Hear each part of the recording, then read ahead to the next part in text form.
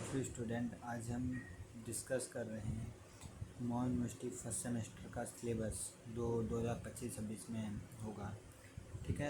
पहले सिलेबस अलग चला करता था, ये बुक पुरानी है मेरे पास। ठीक है, जो 22-23 वाला चलता था वो बुक है, यूनिवर्सिटी की है। ठीक है, अब 2025-26 में जो बच्चे 2025-26 में एडमिशन ले रहे हैं उनके लिए फर्स्ट सेमेस्टर का सिलेबस में बदलाव है। लेकिन जो बच्चे 2022-23 पहले एडमिशन लिया था और जो थर्ड यदि सेकंड सेमेस्टर एग्ज़ाम देके पास होकर थर्ड सेमेस्टर में चले गए तो उनका सिलेबस कौन सा रहेगा? जो पहले पढ़ लेते सेकंड सेम वाली PDF से, वही वाला रहेगा 2020 वाला। ठीक है, पुराना वाला ये वाला नहीं रहेगा उन बच्चों के लिए, उन बच्चों के लिए पुराना वाला रहेगा। जो खाली फर्स्ट सेमेस्टर में है उनके लिए वाला सिलेबस रहेगा।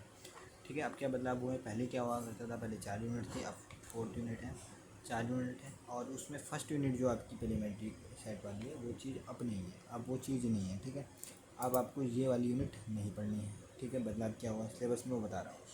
तो आपको थ्योरी ऑफ इक्वेशन पढ़नी ही पढ़नी है। 2025-26 के बच्चों की पहली यूनिट आ गई, चेंज ये हुआ है।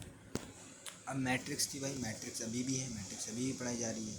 ठीक है, अब ये सेकंड यूनिट है, मैट्रिक्स पढ़नी है आपको। मैट्रिक्स में क्या बेसिक ऑफ उसके कुछ टाइप्स पढ़ने हैं, प्रॉपर्टीज़ पढ़ने हैं मैट्रिक्स की, रैंक ऑफ मैट्रिक्स निकालना आना चाहिए, किसी भी मैट्रिक्स की रैंक फाइंड करना आना चाहिए। क्वेश्चन वेरी इंपॉर्टेंट है, इसमें आप लगा लीजिए। ठीक है, थोड़े क्वेश्चन से सॉल्व आना चाहिए, क्यूबिक क्वेश्चन सॉल्व करनी आनी चाहिए, रूट्स निकालने आने चाहिए, कॉसेट निकालने आने चाहिए। ठीक है, ये इंपॉर्टेंट क्वेश्चन है आपके। ठीक है, आपको समझ में आ रहा होगा। इंपॉर्टेंट मैं क्वेश्चन भी बता दे रहा हूँ कुछ सिलेबस का डिस्कस करते हुए। ठीक है, रूट्स निकालने आने चाहिए, कोफिशिएंट ऑफ अलजेब्रिक क्वेश्चंस आनी चाहिए। ठीक है, ट्रांसफॉर्मेशन इक्वेशंस आनी चाहिए। ठीक है, इक्वेशन का क्यूब साथ ही इसमें कार्डियन मेथड वगैरह आते हैं, इंपॉर्टेंट आते हैं, 15-15 मार्क्स में क्वेश्चन आते हैं। ठीक है, मैं आपको बता दे रहा हूँ। टाइप्स ऑफ मैट्रिक्स में आना चाहिए। ठीक है, किसी भी मैट्रिक्स की रैंक फाइंड करना आना चाहिए 15 मार्क्स में। और ये थ्योरम केले Hamilton theorem very very important question है, 15 मार्क्स में थ्योरम पूछी जा सकती है, इससे पहले भी पूछी गई थी वैसे में। आइगन, किसी भी मैट्रिक्स की आइगन वैल्यू, आइगन वेक्टर्स ये निकालना आना चाहिए। ठीक है, इंपॉर्टेंट मैं टिक नहीं लगा रहा हूँ, लेकिन ये वेरी वेरी इंपॉर्टेंट है, इसमें लगा दिए, पहले से लगाता हूँ।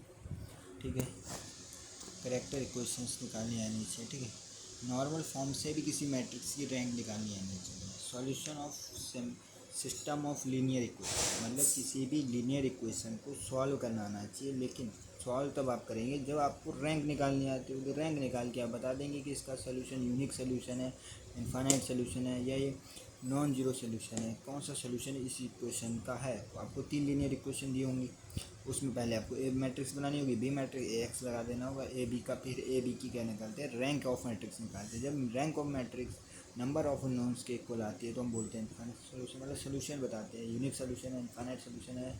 यदि रैंक और नंबर ऑफ नोन इक्वल्स हैं, या इक्वल्स नहीं, रैंक अधिक है नंबर ऑफ नोन से। ठीक है, वो चीज़ देखते हैं और भी मैट्रिक्स में, उससे उस तरीके से हम किसी भी मैट्रिक्स की क्या निकालते हैं? सोल्यूशन निकालते हैं। सबसे पहले आपको क्या आना चाहिए? Rank of matrix. इसमें इस यूनिट में मैट्रिक्स में क्या आना चाहिए? सबसे पहले आपको बेसिक आनी चाहिए, मैट्रिक्स की प्रॉपर्टी आनी चाहिए, कैसे मैट्रिक्स को ऐड करते हैं, दो मैट्रिक्स को कैसे ऐड करेंगे, कैसे मल्टीप्लाई करेंगे।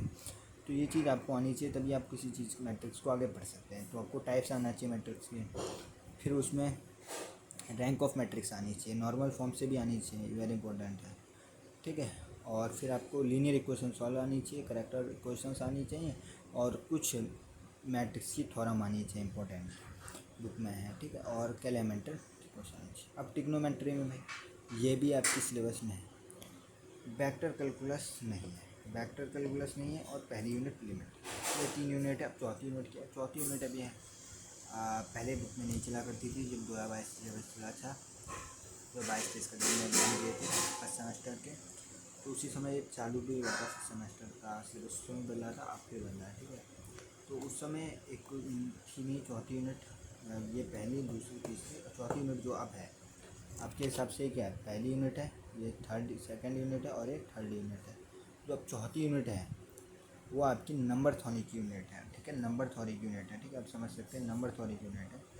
ठीक है, उसका सिलेबस मैंने आपको सिलेबस तो बता दिया, वो भी पढ़ाएंगे बाद में। ठीक है, पहले आप सिलेबस को मैंने आपको डिस्कस कर दिया, क्या है इंपॉर्टेंट, कैसे करना है। लोगरिथम फंक्शन इसमें इंपॉर्टेंट है। ठीक है, सम ऑफ सीरीज, ये भाई इससे पूछिए, देखो टिक लगा, 15 मार्क्स का आ रहा है। गेबोरी सीरीज, ये 15 मार्क्स का यहाँ से आ जाता है कभी कभी, या मतलब 7.5 या 12.5 मार्क्स का आ जाता है। ये भी इम्पोर्टेंट थ्योरम है। थ्योरम ठीक है, एक्सपेंशन ये सब यूरल थ्योरम ये सब इम्पोर्टेंट है। ई बराबर एक्स पावर आई थीटा कॉस थीटा, ठीक है, वो चीज़ें हैं आपको इसका सॉल्व करना भी आना चाहिए। ठीक है, वीडियोस को लाइक करें और शेयर करें। सब सेमेस्टर का हमने आपको बता दिया। ठीक है, बुक इस प्रकार से है, पुरानी वाली है। ठीक है, हमें सिलेबस का बताना था क्या क्या करना था, उसके बारे में हमने आपको डिस्कस किया है। वीडियोस को लाइक करें और शेयर करें।